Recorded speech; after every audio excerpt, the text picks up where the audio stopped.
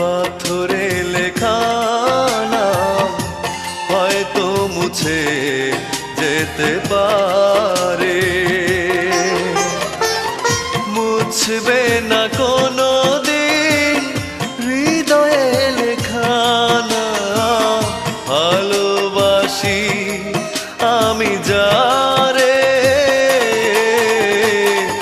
পাথরে লেখা নাম হয়তো মুছে যেতে পারে।